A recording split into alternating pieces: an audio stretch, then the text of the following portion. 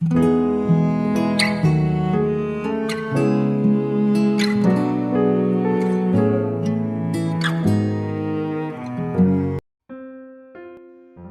selamat pagi saudara yang dikasihi Tuhan Yesus. Saya menyapa bagi saudara semua yang ada di Indonesia dari Sabang sampai Merauke, baik yang di kota maupun yang di desa, dan saudara yang ada di Malaysia, di Sabah, di Sarawak, di Kuala Lumpur. Senang sekali kembali menjumpai saudara pagi hari ini. Saya percaya kita tetap berada di dalam kasih dan penyertaan Tuhan kita, Yesus Kristus. Selamat datang kembali di Pokok Anggur bersama saya, Yosia Prisbianto. Mari saudaraku, sebelum kita bersama-sama merenungkan firman Tuhan, mari kita bersatu di dalam doa. Bapa di surga, Bapa di dalam nama Tuhan Yesus, terima kasih buat penyertaan dan perlindungan Tuhan sepanjang malam di dalam istirahat kami. Dan pagi ini kami boleh bangun dengan kekuatan yang baru dari Tuhan, dengan sukacita baru. Tuhan, sebelum kami beraktivitas, kami rindu untuk merenungkan firman Tuhan. Mari ya Tuhan, terangi hati kami dengan firman-Mu, ajar kami Roh Kudus, agar kami mengerti dan memahami segala kehendak Tuhan bagi kami. Terima kasih ya Tuhan, ini doa kami hanya di dalam nama Tuhan Yesus kami berdoa. Amin.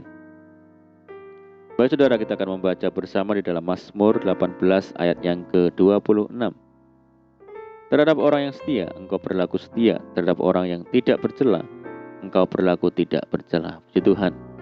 Saudara, pemazmur menyatakan kemalangan orang benar banyak, tetapi Tuhan melepaskan dia dari semuanya itu. Masalah, penderitaan, tantangan, dan pencobaan bisa datang sewaktu-waktu dan dapat menimpa semua orang, baik orang fasik maupun orang benar. Tetapi yang menjadi hal pembeda adalah orang benar tidak akan pernah ditinggalkan Tuhan dalam situasi apapun. Ketika pencobaan terasa berat, kadang kita merasa tidak sanggup lagi menanggungnya. Sebagai orang percaya, tidak seharusnya kita menyerah dan putus asa. Berpeganglah pada janji Tuhan bahwa dalam segala keadaan, asal kita hidup berkenan kepadanya, pasti ada pembelaan dan penyertaan dari Tuhan. Sadrak, Mesak, dan Abednego adalah contohnya, saudara.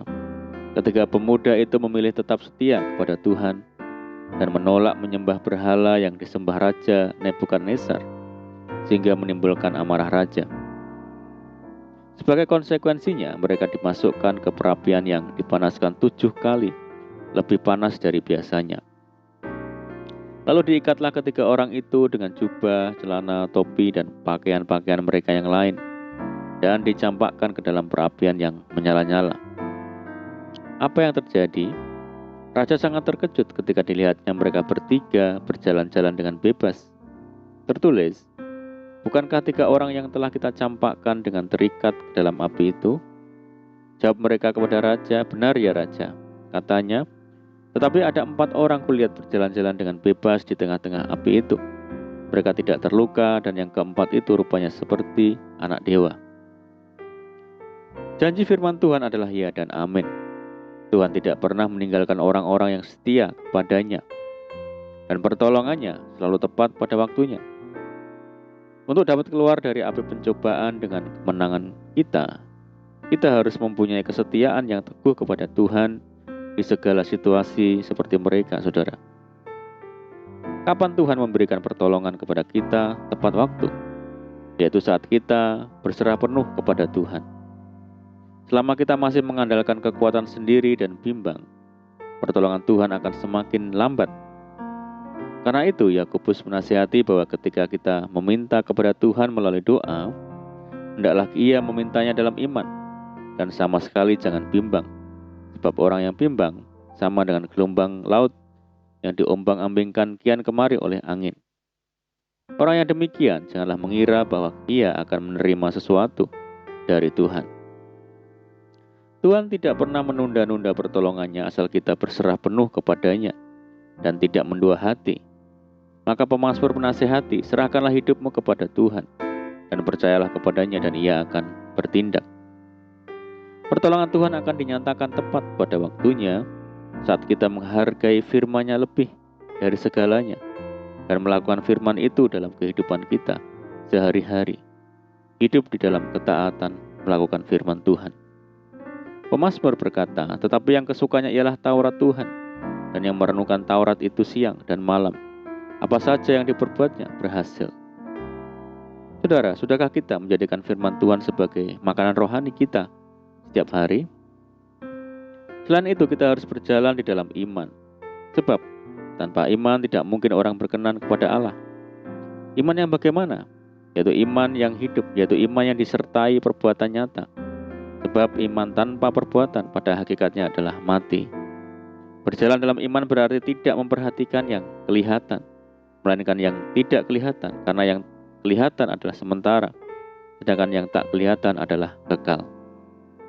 Dengan memiliki iman yang teguh, kita tidak akan pernah goyah meski ada banyak tantangan yang menghadang, karena mata rohani kita senantiasa terarah kepada Tuhan.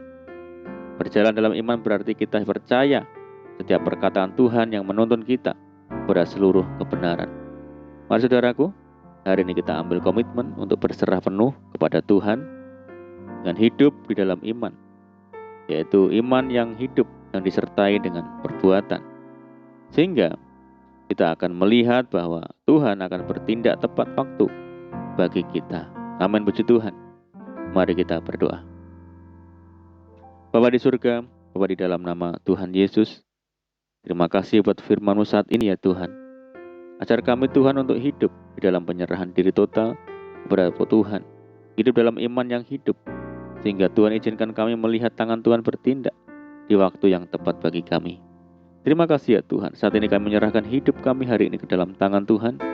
Berkati kami hari ini, berkati segala usaha dan pekerjaan yang kami lakukan lewat tangan-tangan kami. Dan jadikan kami hari ini berhasil dan beruntung. Sertai kami hari ini dengan penyertaan Tuhan yang sempurna ya Tuhan.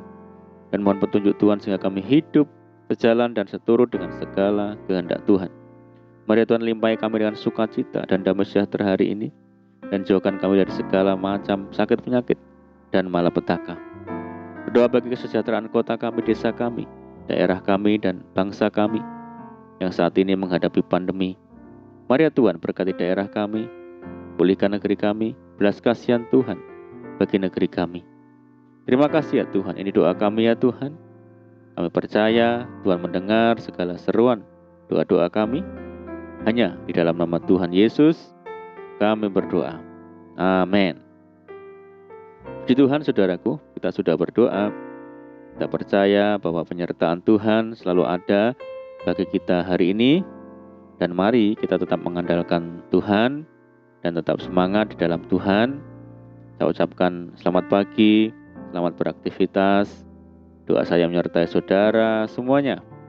Tuhan Yesus memberkati. Haleluya.